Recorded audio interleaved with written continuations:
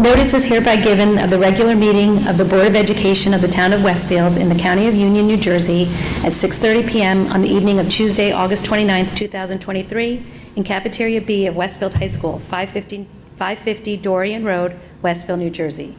The Board will move immediately into private session to discuss matters rendered confidential by state and federal law, including legal matters. The public portion of the meeting will resume at 7 p.m.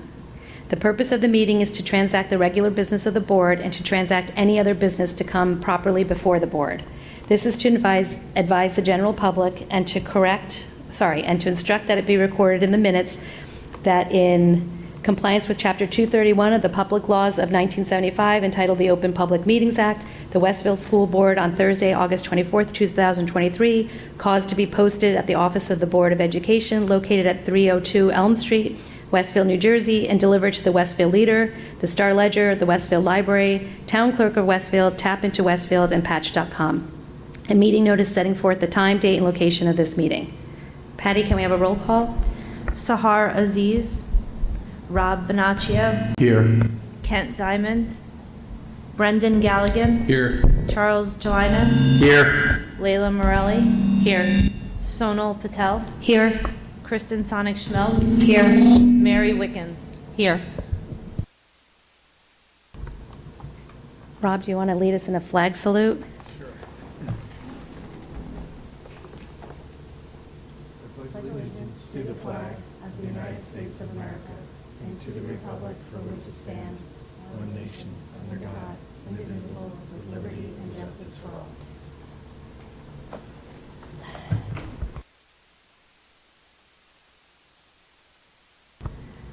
I ask the Board to approve the following resolution.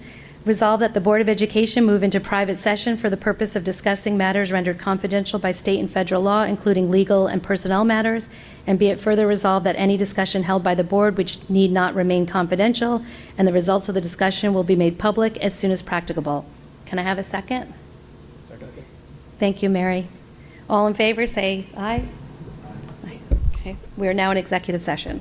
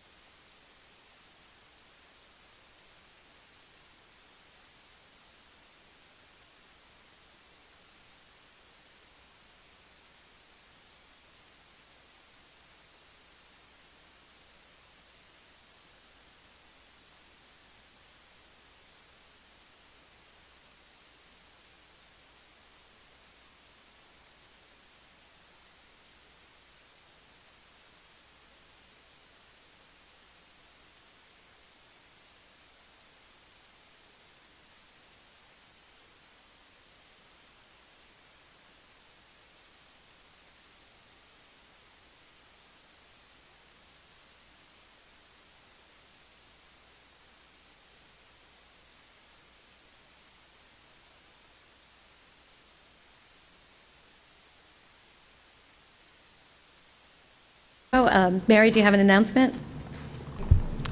I do, yes, thank you.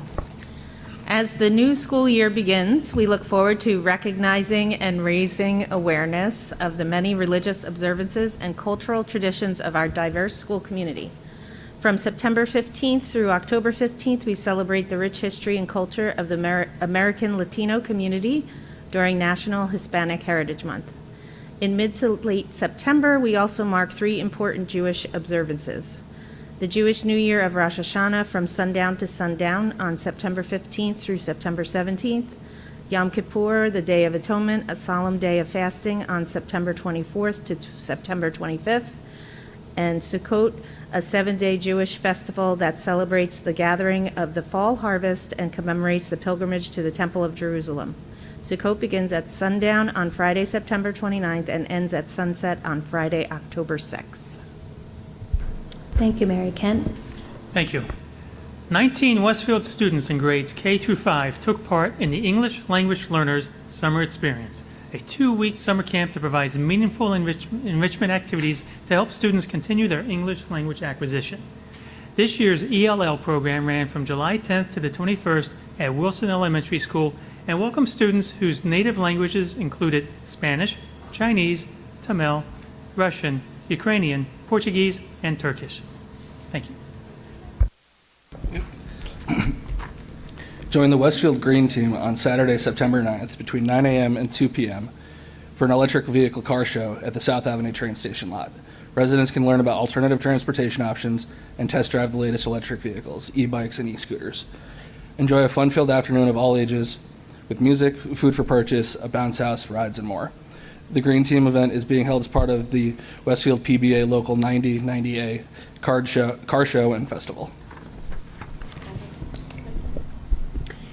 In its 21st year, the Extended School Year ESY program assists students with individual educational plans, IEPs, in preventing skill regression and preparing for the upcoming school year.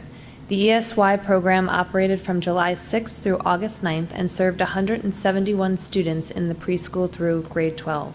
The instructional day was structured with a focus on maintaining language arts and math skills, along with the students' IEP goals.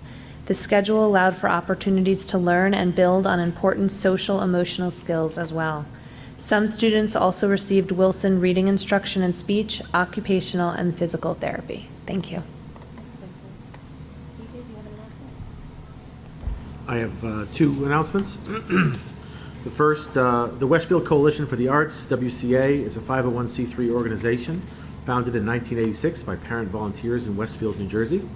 The mission of the WCA is to act as an advocate for the arts, including music, drama, and visual arts in the Westfield Public Schools.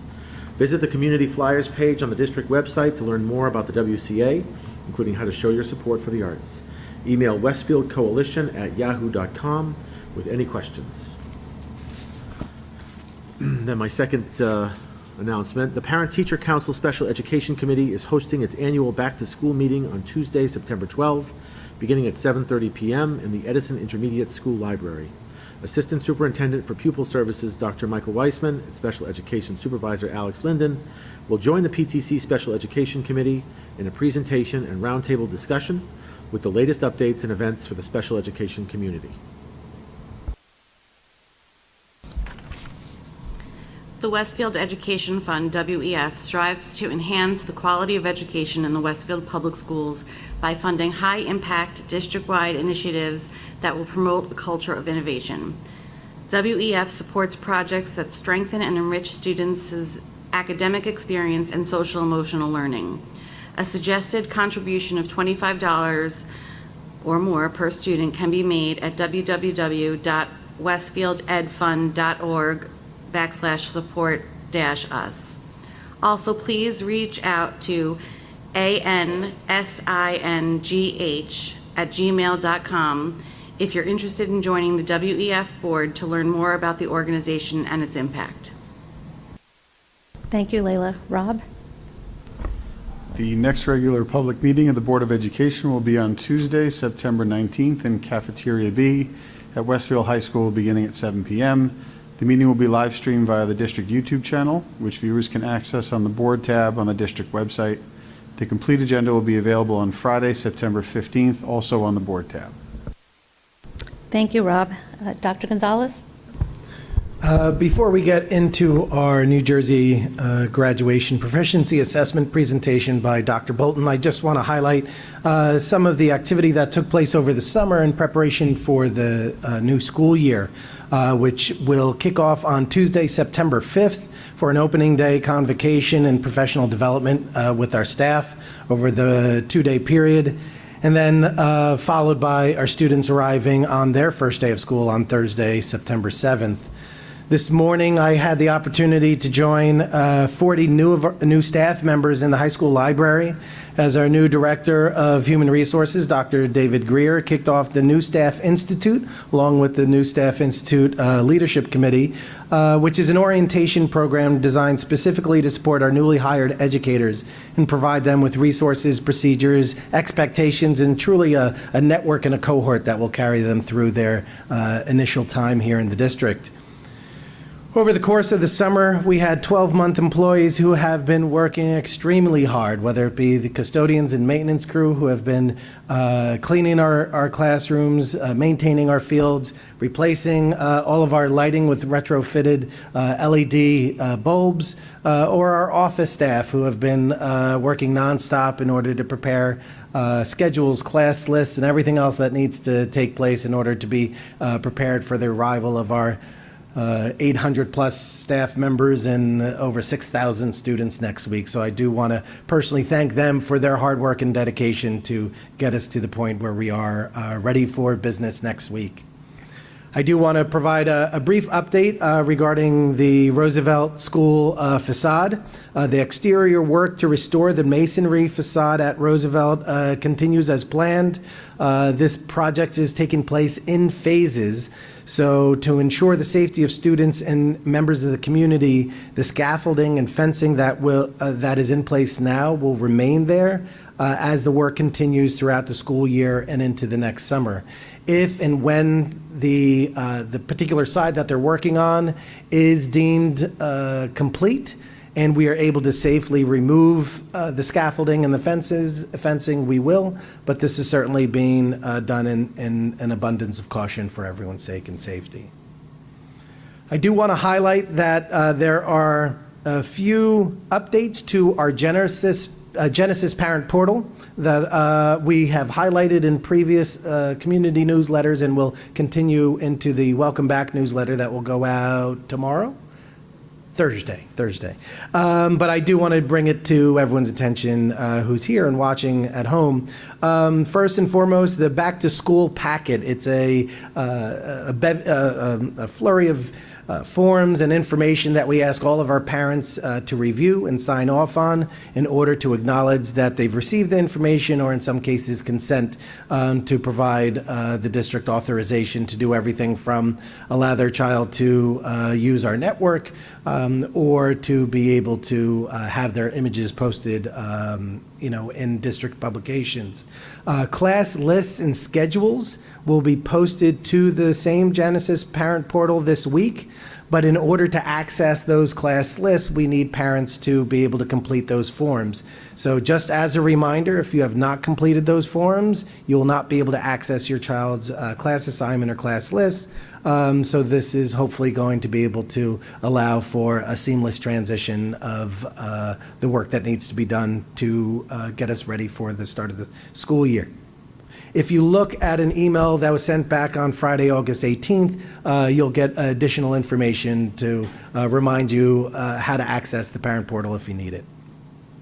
Along with our changes to the Genesis Parent Portal, we have now enabled the ability for parents to report their student absences online.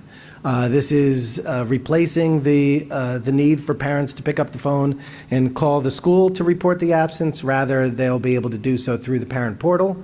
If for some reason you are unable to access the portal because you're not in front of a computer, or you're just having difficulty, you could still call the school, but it is certainly encouraged that all parents use the parent portal to report the absence or late arrival to the school day. And in order to do that, we also added another feature to our Genesis student information system, and that is creating student accounts for our secondary students.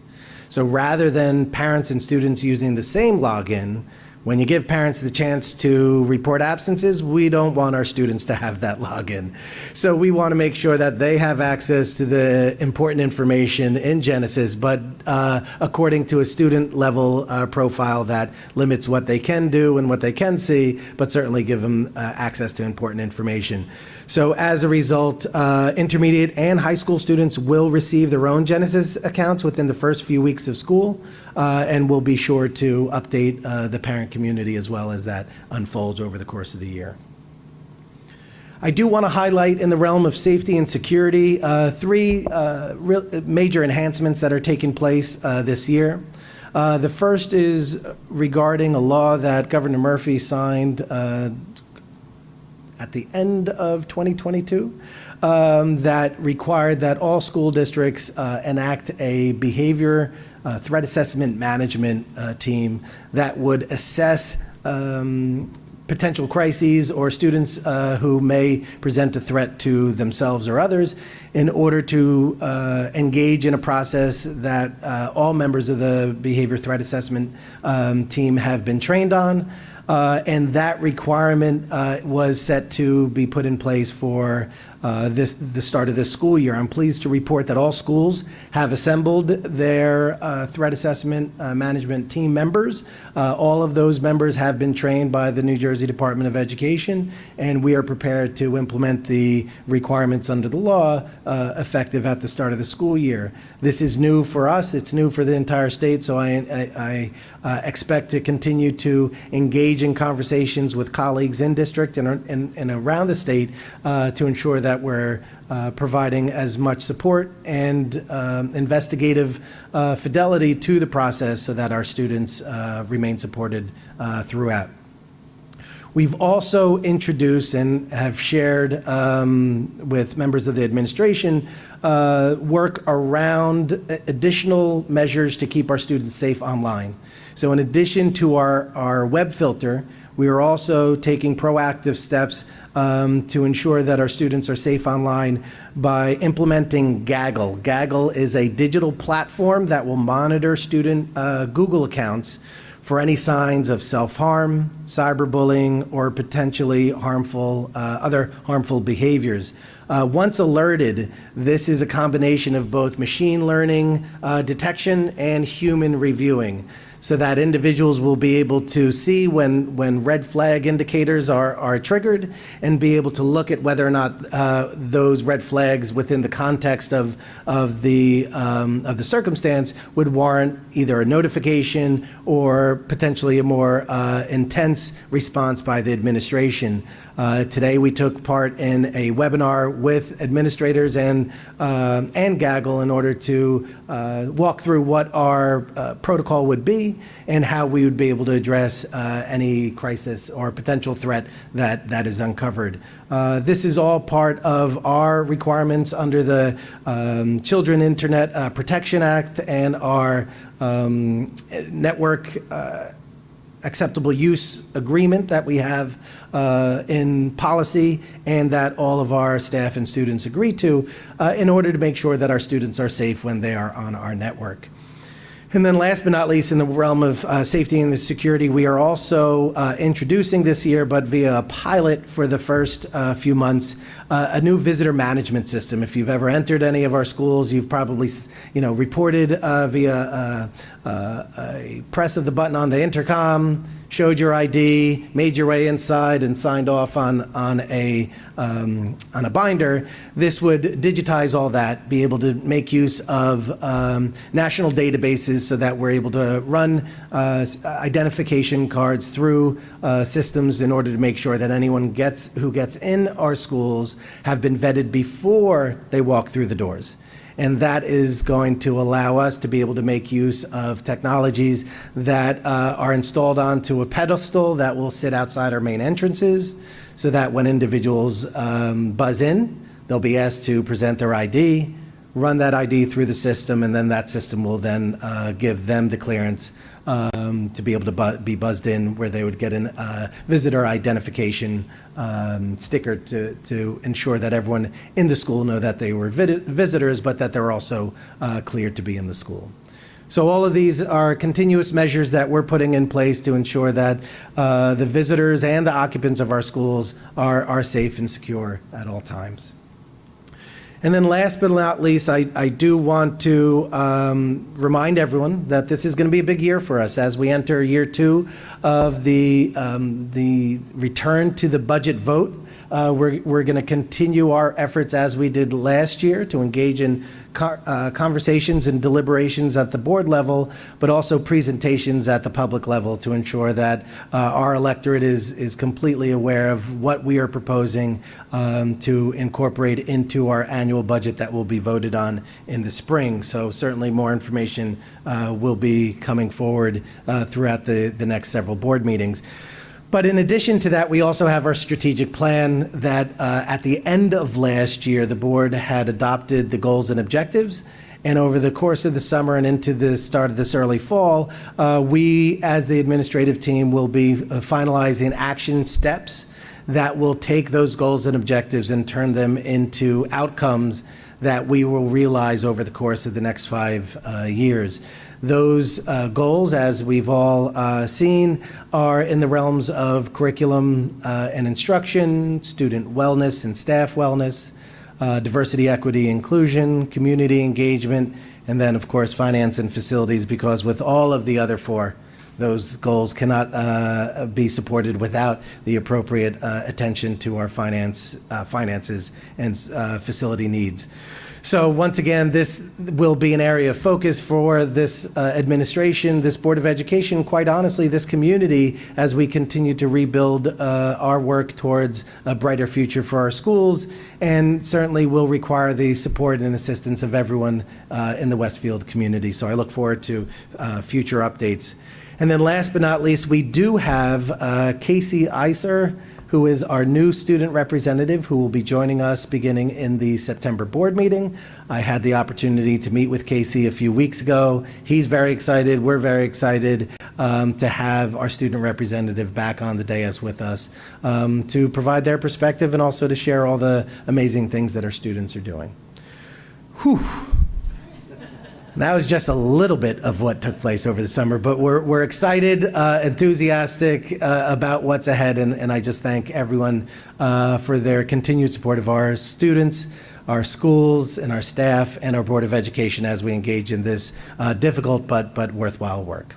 So that concludes my report. So at this time, I'd like to invite Dr. Bolton to the podium for him to present the New Jersey Graduate Proficiency Assessments and the Access for English Language Learners Assessments that both took place in the spring, and as required by the New Jersey Department of Education, we present the results to the public within 60 days of receipt of those results. So at this time, Dr. Bolton.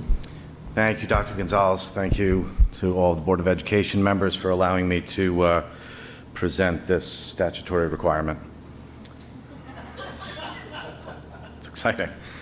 So I want to give you an overview of our New Jersey Graduation Proficiency Assessment, and then we're going to lead into our Access for ELLs assessing that goes on in the spring.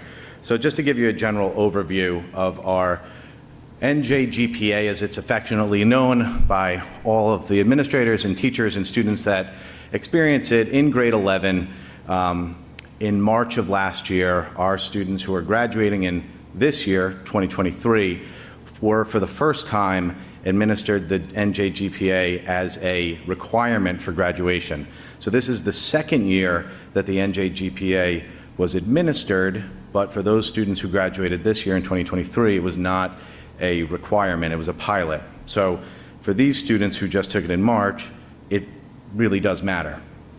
So to give you an overview, cut scores for this assessment were established in May. They're at a level of 725 by the New Jersey Board of Education. The NJGPA primarily assesses our students in language arts and in math. For English language arts, it's assessing students at grade 10 standards. In math, it's assessing their standards, the New Jersey State Learning Standards or Student Learning Standards in the areas of Algebra 1 and geometry. So again, just a little overview on how this whole thing plays out. The NJGPA is administered. Students in 11th grade take the assessment. If for some reason they do not meet the threshold of 725 or did not meet the threshold of a 725 score on the NJGPA, they are then categorized as not yet graduation ready. Students who did receive a passing score on that initial assessment are considered graduation ready. So those are just two terms that you're going to hear throughout the presentation: graduation ready, not yet graduation ready. So if a student is not yet graduation ready on that first assessment, the design of this graduation assessment does take that into account. Students have a couple of options, or pathways as they're referred to. A student can retake the assessment in the summer or the fall. We'll be administering the NJGPA again this fall in early October, the 10th to the 16th. We'll have another round of NJGPA testing for any student who did not reach that 725 score yet. So that's an option. They can sit for the test again if students choose to. Some students may not choose to because they have already successfully met a second pathway. A second pathway to meet this graduation requirement outside of the NJGPA assessment is through reaching a designated cut score on another assessment, such as, and the state has designated these assessments as the ACT, the PSAT, the SAT, or the Accuplacer assessment. They've established cut scores. Those are the four, and that's changed too from years past. So those are the four. So those are the second pathways. If a student does not meet the first pathway, which is the NJGPA assessment, or one of those second pathways, by December, we will know who those students are, and those students will then engage in a portfolio assessment. So there's a portfolio option too, where students are assigned, they'll meet with their counselor. The counselors will be in touch with families early throughout this process so that we ensure that they are graduation ready through this third pathway. And they'll be partnered with a faculty member who then will build the portfolio assessment, and will submit it to the state to meet the graduation requirement. So just an overview of Westfield scores from this past administration of the NJGPA. Just an overview of the chart. You'll see in the scores in blue are students who were graduation ready. In 22-23, scores in black the scores in blue are Westfield scores. Scores in black are the state averages, and scores again in language arts and in math. So you'll see 2022 graduation ready, English language arts, we were at 94.3% as an aggregate. That's 433 students, and in math, 87.6% are graduation ready. That's 402 students. In language art, and then in math, 87.6%. Not graduation ready in language arts was 5.7%, or 26 students, and in math, 12.4%, 57 students. And what we typically do in this assessment, because it's focused solely on one grade of students, and with such a small number of students, we go individually through each one of those students, and I'll speak to that a little bit more on the next slides. But what we also do when we look at these assessments is we look at, is this telling us something about our programs? Is this a pattern? Is there a trend?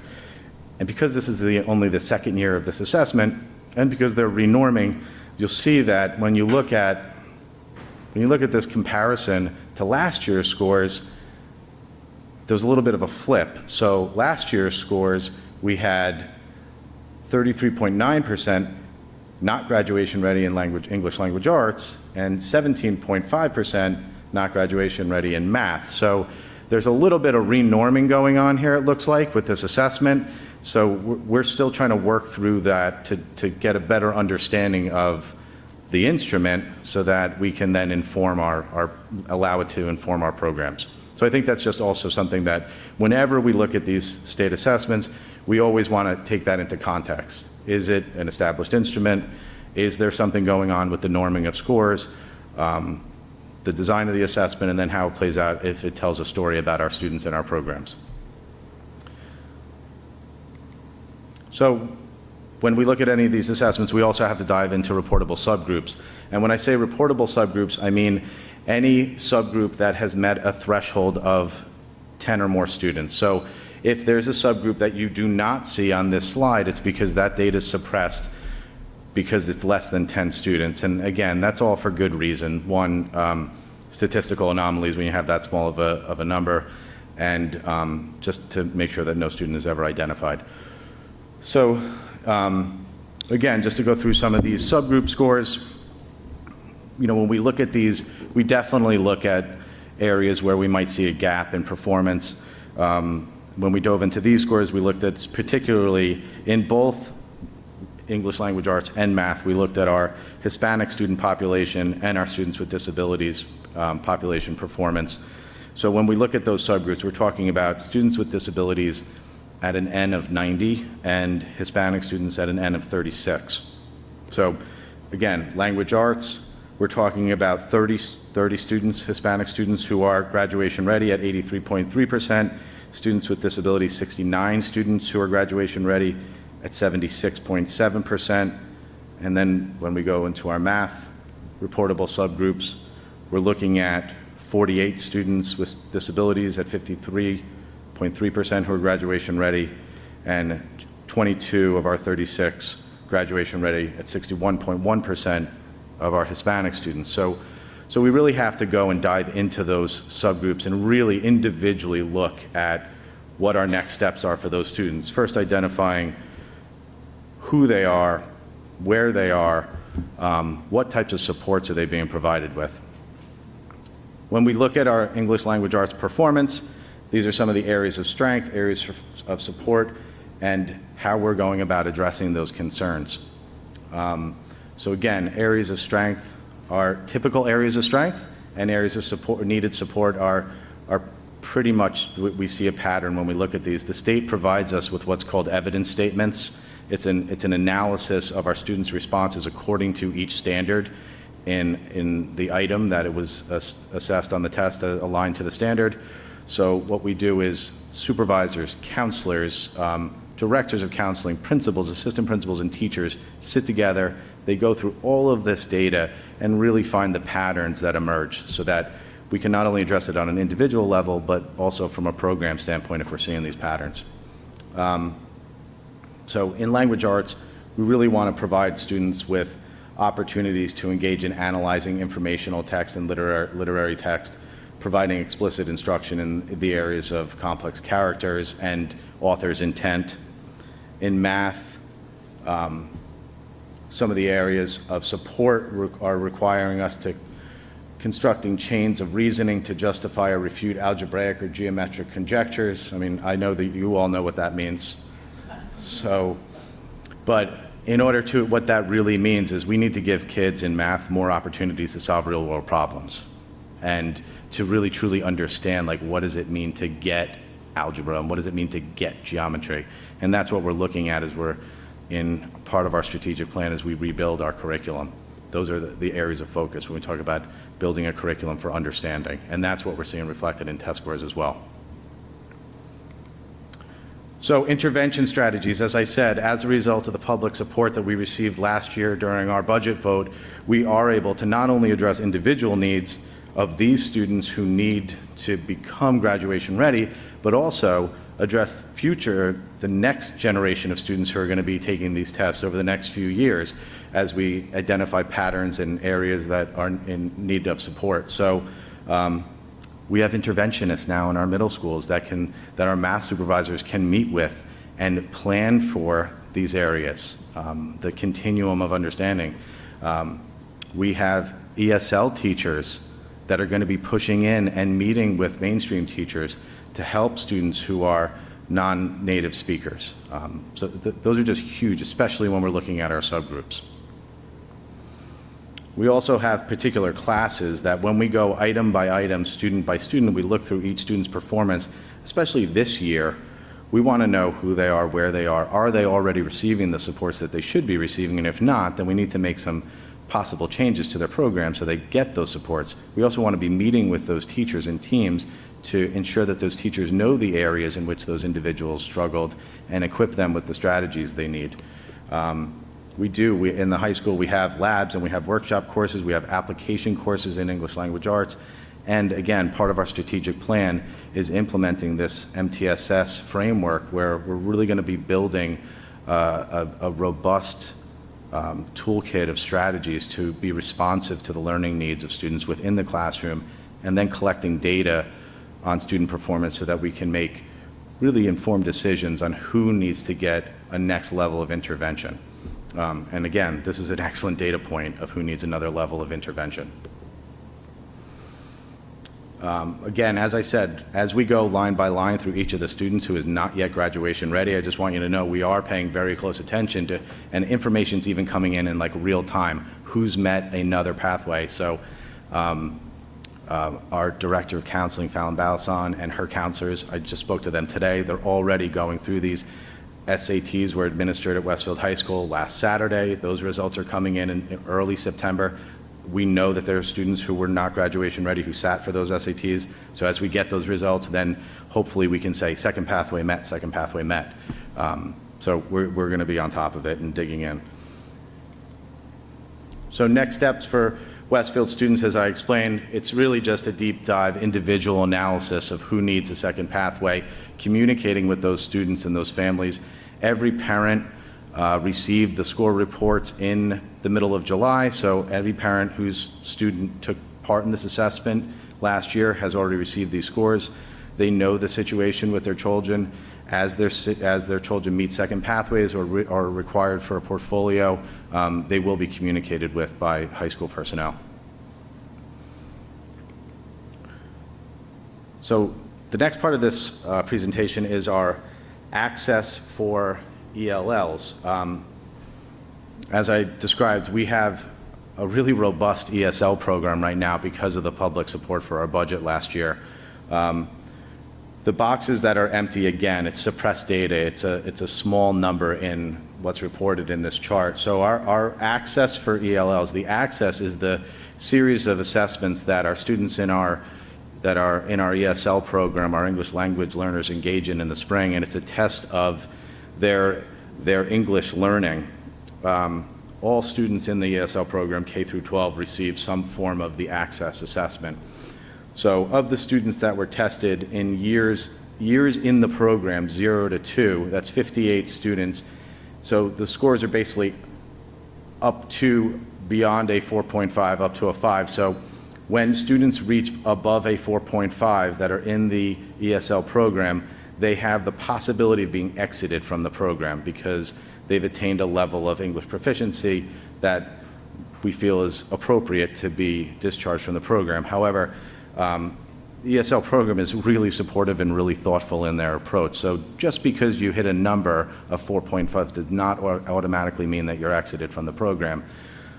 There's a lot of discussion. So as soon as a student does hit a 4.5, then there's conversations between the ESL teacher and the regular ed teacher. There's conversations with all of the teachers that interact with those students to make sure that they're truly ready to be exited from the program. And if they're not, then they stay in the program. So what you're seeing here through this years in the program or years in district, 0 to 2, 58 students, 84% are scoring below a 4.5. What that represents is that those are kids who really need an ESL program because they are brand new to our country and they need the support. I can tell you just roughly before I came here, I looked at the 0 to 2 number. About 80% of our students are in year 1 of the program. And what you see is that the fact that there's no one, or we don't have enough numbers to fill in the categories for 3 to 4 in the program, it means that our program is working so that by the time students are getting to years 3 to 4 in the district, they are being exited out of the program because of the level of support that they're receiving. So next steps for our English language learners are lots of collaboration amongst teachers. Our ESL teachers are going to be meeting with the regular education teachers that are working with our English language learners. They're going to be pushing into team meetings. They're going to be coming into faculty meetings, developing best practices, sharing instructional strategies to support those students when they're not meeting in their ESL program. They're going to be really diving in and combing into the analysis of the test scores from the access of last year so that they can design their program, the students' program for this year, and ongoing support from the ESL supervisor, Enrique Penque, as well as they conduct this analysis. And that is my presentation. Does anybody have any questions? Oh, okay. Yes. Thank you, Ken. I just had a question for myself. Sure. I'm not clear. So the portfolio part, let's assume they don't get a good score on the NJGPA or the other assessments. The So second what does pathways, yeah. Right. What does the portfolio look like? That's Like, can you give that's a an really example? good question. So it looks like a series of constructed responses. So it's a student is paired with a faculty member. The faculty member spends additional time outside of their school day working with the student, completing the tasks that are within. So again, language arts is different than math, but again, it's I could give you in detail what it is. It's this whole website dedicated to it, but there's lots of information about how these constructed responses in language arts, there's components of it, like 2 out of 3 types of writing that meet New Jersey student learning standards, constructed responses to readings. In math, there's a series of modelings and things that they have to do. So it's a pretty involved process, and that's why we have to assign an individual So faculty you're saying member. there's some guidelines from the There's state on what needs to be in the portfolio? 100% guidelines that And need, then and then we submit teacher- it and it's reviewed. Okay. And do the teachers create these, or like the? No, question- again, they're It's given? guidelines. The state provides us with pretty clear guidelines of what okay. needs to be in the portfolio. Gotcha. And what about the scores for the other, like, just for example, the ACT or the SAT? What's the score that allows a student That's a good question, too. to, thanks, Matt. And no, your questions are point on. I have it right here. Hold on. Okay.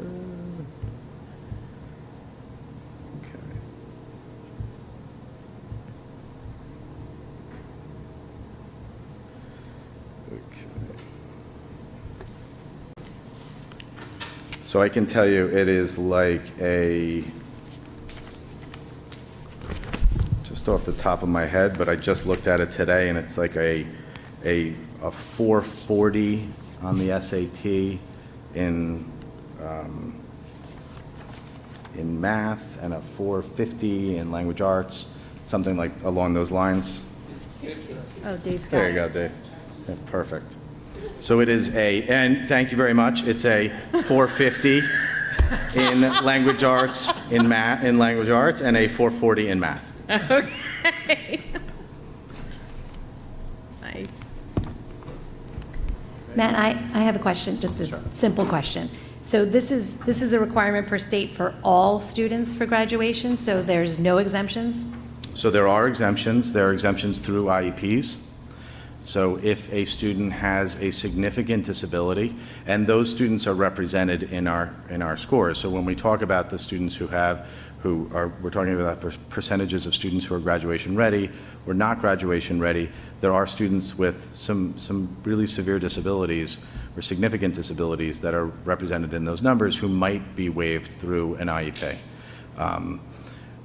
We do encourage everyone to participate in, again, not to repeatedly sit for the assessment, but to maybe go through one of the alternate pathways as well. Again, an update recently in 2021, if a student is waived through their IEP, their graduation, so they will graduate, they will receive a diploma, their graduation rate is not calculated for us for our federal or state level recognition. So when we get graduation rates, that won't be reflected if their IEP waives their graduation. I got a question. Mike, is that just DLM that's waived? Because DLM's a different. Right. Yeah. population. We do have students who participate, mostly out-of-district students, but there are also students who are waived at the, in-district who don't require or not eligible for the DLM. Okay. They can answer, as long as some of the test is appropriate for them, they should attempt it. But there are students who it's not appropriate for either, who should explore alternative See, pathways. my school's confusing me because I was just told I can't let anybody waive it unless they're taking the DLM in an IEP. Well, there are these alternative pathways as well. Right. Students are strongly encouraged to take part in any one of the pathways. Okay, There's a waiver you have to fill out if it's above 1%. gotcha. Okay, thanks. DLM scores will be reported in the future, too. So. I'm sorry to interrupt the Mary Show, but I just had another question. Sure. I know you don't, it's true. For students who we foresee the pen and paper traditional pathways to be an obstacle for them, for those who are more impaired, and they're going to try the portfolio route, is it differentiated and modified based upon like the individual? I mean, I think the notion of it being a portfolio is the level of differentiation. So they're working one-on-one with a faculty member to go through this process. So I would think that inherently is a level of differentiation too. Right, So- that is a differentiation, but then between like you and I taking it, it would probably look different, I would assume. Yeah, I would think so. Okay, all right, thank you. Dr. Bolton? For the pilot year, did they do pathways 2 and 3 as well? They did. So you have some data on how successful it was? Data analysis of how many students engaged Well, in like, alternate it looked pathways. like the scores, they were worse last year than they are this year. And again, but just keep in mind that the norming of the test, the cut score last year was 750. So you're comparing Apples and and oranges with Okay. those scores. And that's why I didn't want to build a whole different slide about last year's scores to this year's scores. I just thought it was interesting and concerning to math supervisors across the state when those numbers flipped. Okay, thanks. Okay. Thanks. Thanks.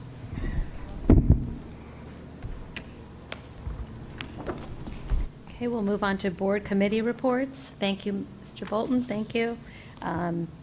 SIP, Kristen, Rob?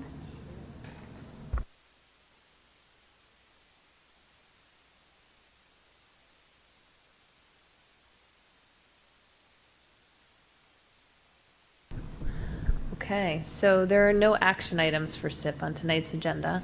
Rob and I did meet with Dr. Bolton in the middle of August to set this upcoming year's meeting schedule to review the required information to be presented throughout the year, including the curricula that are up for review, to discuss strategic planning goals as they pertain to the curriculum, and to discuss open items from last year.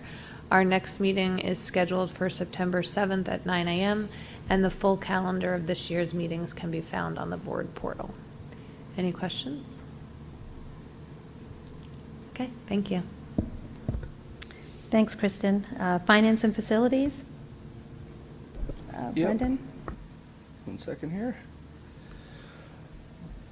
So finance and facilities has not yet met for the year because the school year has not yet started. But I do have an update on a couple items that we've been watching. The board committee is recommending tonight the appointment of FKA as the new district architect. We held an interview process over the summer where we solicited proposals from, how many did we get? About a dozen proposals. We interviewed 5 firms, and the panel unanimously recommended FKA as our architect of record going forward. Very excited, and they will be starting a district-wide facilities assessment starting on September 1st. Conversations have already been happening, but they're not our architect yet, so they haven't done anything for us. Dr. Gonzalez gave us an update on the Roosevelt facade. The 5 structural beams are in, and the internal work is also complete, meaning classes, all classes will fully resume at Roosevelt, although the building will be wrapped in scaffolding for the fall as they complete exterior work. Lincoln soil remediation. The soil in the field adjacent to the Lincoln parking lot by the playground has been removed and replaced with clean fill, and we're working on phase 2, which is capping an area by the maintenance shed at Kaler. Synergy Environmental is overseeing that work and completing all state submittals to the district. And again, that's not because they found new contamination, but they found old contamination that was never properly closed out, and the state lowered the standards. So what was a safe amount of whatever chemicals they found is no longer safe by the new standards. It's not there's not additional contamination there. As for highlights on the agenda tonight, the district is the board is going to be rejecting bids tonight for busing again. Bids came in 30% more than they were last year. These are for coach buses for athletics, band, and field trips. It's way over our budget, so we're rejecting those bids and going to rebid it. And for gifts, give me 1 second here. I had it refreshed. Yes, we're going to go back and rebid the bus contract. It's for coach busing. So we have Yeah. our regular buses are all set, but this is for athletics, whenever we can't use Durham, who was the low bidder when we did it in the spring. But it's 30% more Yeah, than last year. so we're rejecting that and going out to rebid. If it still comes in high after I rebid a second time, I can negotiate with companies for the pricing. Right. And since there's really only one in the area, and last, I want to call out some gifts. I want to thank Alex Antonelli for the donation of a window air conditioning unit for the Westfield Historical Society's office located in the administration building. A gift of $1,849 from the Washington Elementary School PTO for the purchase of weekly periodicals for the school students. A donation of $25,000 from the Westfield Soccer Association to assist with funding renovations and maintenance at the Elm Street Field. $6,639 from the Tamaulipas PTO for the purchase of a tree bench and tables for the Tamaulipas School. McKinley PTO for $633 to purchase 2 iPads with licenses for McKinley School Kid TV with Miss Paradise, or Mr. Paradise, and $545 again from the McKinley PTO to purchase water for the McKinley staff room. Thank you, everybody, as always. Thank you, Brendan. Policies, Personnel, and Governance, Leila? Sure. So we have not yet met this year. Our meeting is scheduled for Tuesday, September 12th. However, tonight there are action items. We are asking that we approve the mandatory policies for the legislation regarding sick leave for employees, for the school threat assessment teams that Dr. Gonzalez mentioned, as well as emergency procedures for sports and other athletic activity. That's it. Great, thank you, Leila. Okay, at this time, I'd like to recognize the public on agenda action items only. During this portion of the meeting, district residents and staff are invited to address the Board of Education on agenda's action item only. The board requests that individuals state their name and address for the record, the specific action items they are commenting on, and asks that all remarks be directed to the board president or designee. The board asks that members of the public be courteous and mindful of the rights of other individuals when speaking. Specifically, comments regarding personnel matters are discouraged and cannot be responded to by the board. Students and employees have specific legal rights afforded by the laws of New Jersey. The board bears no responsibility, nor will it be liable for any comments made by members of the public. If a matter concerning a district staff member is of interest or concern to a resident, the matter should be referred to the responsible building principal, superintendent of schools, or the Board of Education by telephone, letter, or email. Although the board may not respond to items raised during the public forum, all public comments will be considered. Please note that if any member of the public becomes disruptive during the meeting, the board president may terminate the participant's statement. Continued disruptions may result in removal from the meeting or adjournment of the meeting. Each speaker's statement will be limited to 3 minutes in duration.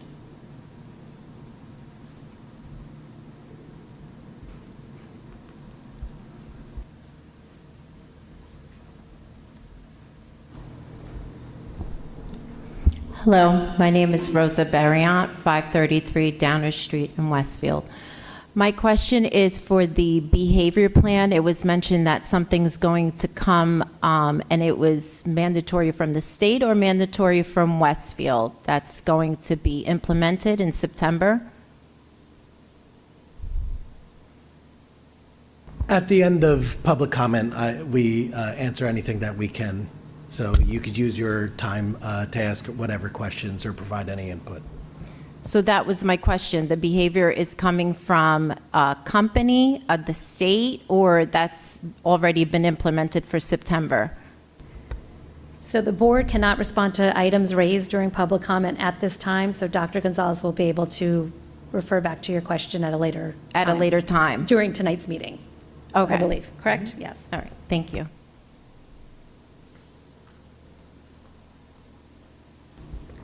Okay, if there's no other public comment, I'll close public comment, and I'd like to ask the board to approve the minutes. Sorry. You can? Yeah, once we- Okay, okay, then go. So I can answer right now that public comment is over. So the behavior threat assessment management requirements are from the state. So the state, through legislation, has mandated that each school implement this management team protocol.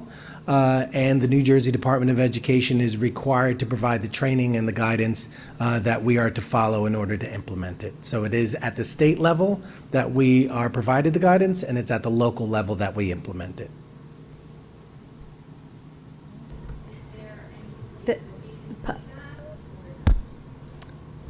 If you'd like, at the end of the meeting, I could speak to you further about other places you could look up. You're welcome.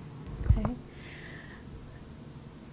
I'd like the board to approve the June 27th, 2023 board meeting and executive session minutes, July 18th, 2023 special board meeting and executive session minutes, and the August 22nd, 2023 special board meeting minutes. Can I have a second?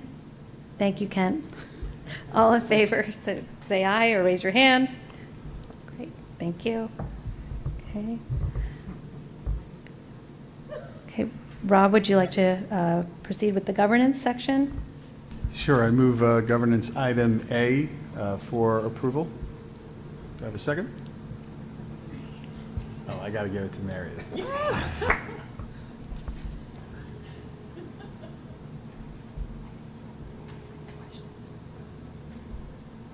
Any questions on that item? Okay. Sorry. Sahar Aziz, Rob Bonaccio, Yes. Kent Diamond, Yes. Brendan Galligan, Yes. Charles Jelinas, Yes. Layla Morelli, Sonal Patel, Yes. Kristen Sonic-Schmeltz, Yes. Mary Wickens. Yes. Mary, can you move the personnel items? Thanks. Okay, I'd like to move items A to HH under the personnel section of tonight's agenda. Is there a second?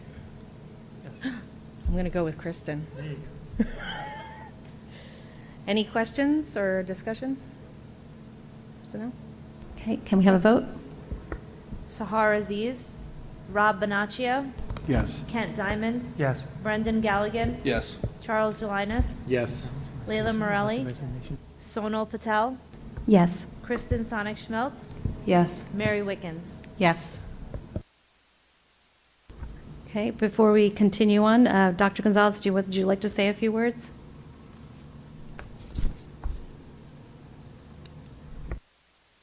Yes. So this evening, we are going to honor 3 individuals who are retiring from our school district. The first is Senora Maria Garcia, has been a teacher of Spanish at Westfield High School since September 1st, 2001. With an unwavering enthusiasm, Maria transformed the intricacies of the Spanish language into a vibrant tapestry of cultural understanding, inspiring countless of learners along the way to achieve high levels of proficiency by attaining state seals of biliteracy and through high scores on AP language assessments. Maria made meaningful connections with the curriculum by planning field trips to El Barrio or asking one of our custodians to share her immigrant experience. It was also typical to see former students in her classroom invited as guest speakers to share their college experience or their travel experiences where they're able to use their knowledge of Spanish. Her guidance and genuine care created an invaluable learning environment, leaving an indelible mark on all who were fortunate enough to have been her students and colleagues. Deborah Melka has been a familiar face in the Westfield Public Schools after beginning in October of 1998 as a paraprofessional and then moving into her current position in accounts payable in 2000. As such, she has been a dedicated employee in the finance department for the last 23 years. Deborah's meticulous review of invoices and processing of payments has been instrumental in the positive outcomes of district audits each year. Teresa or Terry Tominski joined the Westfield Public Schools as an administrative assistant in the Department of Special Services in November 1998. Terry is a hardworking, dedicated, and conscientious administrative assistant. She is thorough and diligent in her work and has flawlessly supported central office administration and staff within the special education department during her tenure in Westfield. Considered an anchor within the department, her guidance, knowledge, and daily contributions to the district will be sorely missed. We wish all three of these individuals a happy and healthy retirement.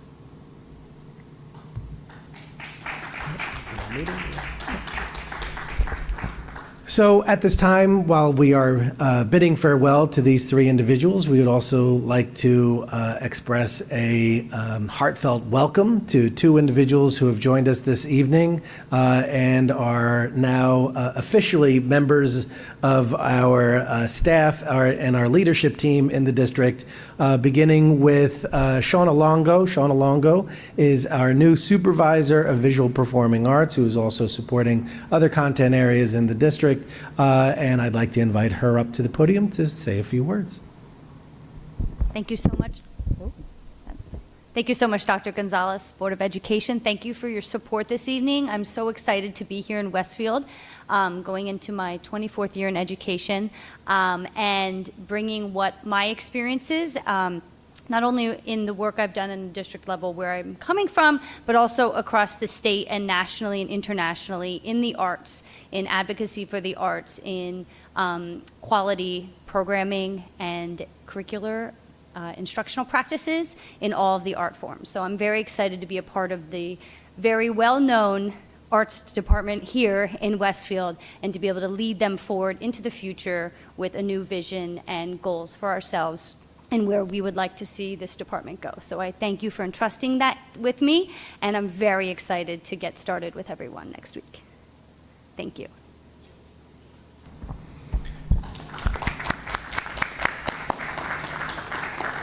Joining us this evening, we also have Christina Morano, who is joining the school district as the new assistant principal at Franklin Elementary School, replacing Mary McCabe, who was recently appointed as the principal of McKinley Elementary School.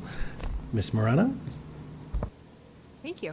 Good evening, and thank you, everyone, for having me to be a part of this experience this evening, to be joining the team at Westfield. It feels like it's a really great fit. So thank you for inviting me here this evening to really express my gratitude for being a part of this team. I've been in public education. I've been in New Jersey for over 20 years. I started as a teacher in 4th and 5th grade. I've been a special education teacher. I've worked on a child study team. I've been an administrator in the building. I've been a supervisor. So now being able to come to the elementary school to be an assistant principal here and hopefully be able to really bring in all of the things that I've done over the past 20 plus years in seeing our young students, kind of growing up, and our middle school students who are thinking that they're growing up, and being in this middle school, elementary school, kind of preparing our students for what comes ahead is a really exciting thing to be a part of. And having been able to start work here over the summer, to be a part of the strategic planning, to be a part of the district administration leadership team, to see the collaboration that goes on from parents coming in last week or maybe just a few days ago. It seems to all be flowing together at this point, but new family orientation, all of the things that are going on, there's a lot of really, really exciting work to be done. There's really smart, really dedicated people here, and I really am thrilled to be a part of this team, and I thank you all for giving me this opportunity. Thank you. I do want to take note that the individuals that are here this evening, Shauna, Christina, as well as Dr. Greer, are truly fresh off the new hire onboarding railway. They were very active during our summer leadership experiences, taking part actively, including as recipients and participants, but also as presenters, in order to make sure that they were able to hit the ground running. So I just thank them for their time and dedication over the summer and their commitment to the work. So I do want to make sure that the board and the community is aware that we have phenomenal administrators in district, and new administrators are equally talented, experienced, and experts in their crafts. And we look forward to all of that coming to bear in the schools and departments. Okay, Finance and Facilities, Kent? I'd like to move items A to T under the finance section of tonight's agenda. May I have a second? It can't be me. Thank you, Leila. Any questions or comments? Bueller? Okay. Patty? Sahar Aziz, Rob Bonaccio, Yes. Kent Diamond, Yes. Brendan Galligan, Yes, but abstain on L. Charles Delinas, Yes. Leila Morelli, Sonal Patel, Yes. Kristen Sonic-Schmeltz, Yes. Mary Wickens. Yes. Okay, Policies, Leila? I'd like to move items 1 through 3 under the, item A, actually, sorry. I'd like to move item A under the policy section of tonight's agenda. Is there a second? Mary? Any discussion, any questions? Yeah, just one question procedurally. Patty, do we first have to vote to suspend the bylaw, or can we do it all in one motion? Okay. Just wanted to ask a follow-on question, too. Are we able to have discussion about this in future policy meetings as well, or? Okay. Okay, Patty, can we have a vote? Sahar Aziz, Rob Bonaccio, Yes. Kent Diamond, Yes. Brendan Galligan, Yes. Charles Delinas, Yes. Leila Morelli, Sonal Patel, Yes. Kristen Sonic-Schmeltz, Yes. Mary Wickens. Yes. Okay,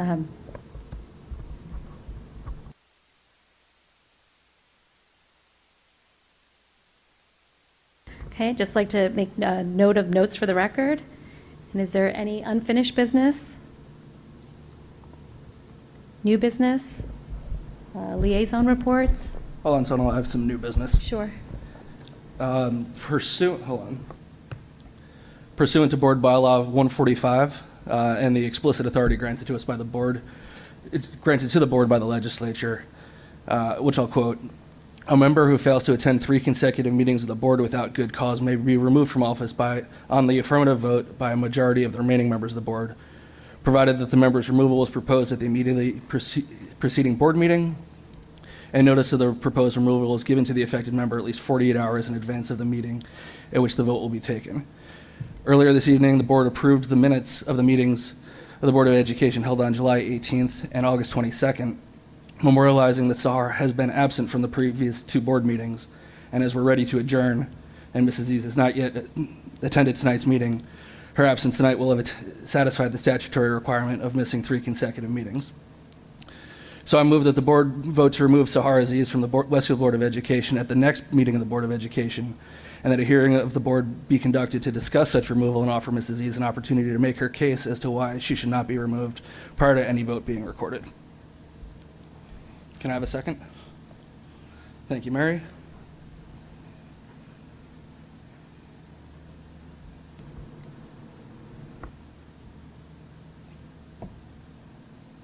I'll send you the text of that. I know. So we're going to vote that you want to put this on the next agenda Mm-hmm.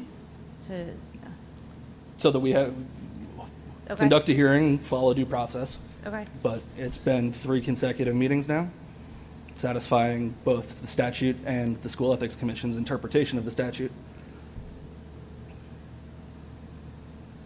Sahar Aziz, Rob Bonaccio. Sorry, just give me some clarification on the vote. The vote is The to vote is to bring this forward to vote on it at the next meeting to discuss. next meeting. And, okay, and there'll To be a process remove. gone through at the next meeting to, okay. Yeah. And yes. Kent Diamond, Yes. Brendan Galligan, Yes. Charles Jelinas, No. Leila Morelli, I abstain. Sonal Patel, Yes. Kristen Sonic Schmeltz, Yes. Mary Wickens. Yes.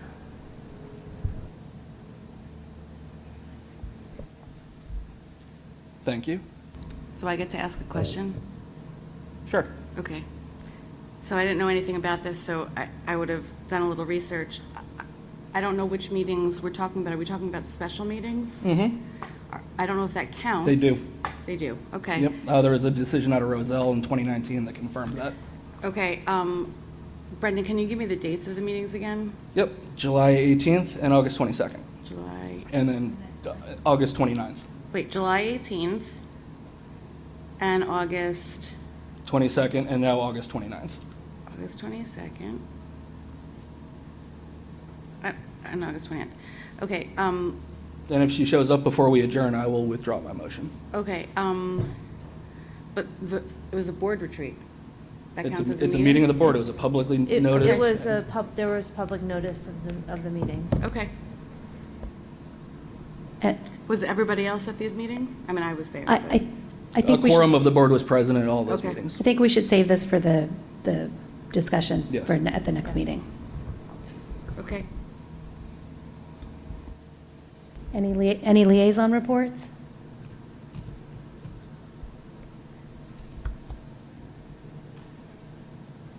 Okay, I'd like to recognize the public for comments. During this portion of the meeting, members of the public are invited to address the Board of Education on any topic. The board requests that individuals state their name and address for the record and asks that all remarks be directed to the board president or designee. The board asks that members of the public be courteous and mindful of the rights of other individuals when speaking. Specifically, comments regarding personnel matters are discouraged and cannot be responded to by the board. Students' employees have specific legal rights afforded by the laws of New Jersey. The board bears no responsibility, nor will it be liable for any comments made by members of the public.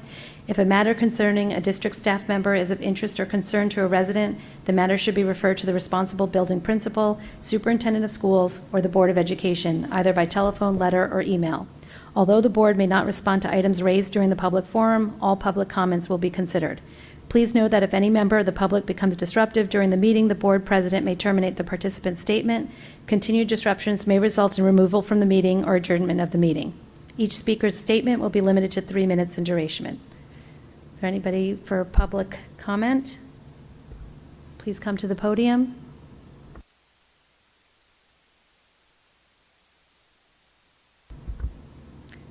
Okay, then I'm closing public comment. And I'd like to make a motion to adjourn the meeting. Can I have a second? Thank you, Kent. All in favor, raise your hand. Thank you. We are adjourned.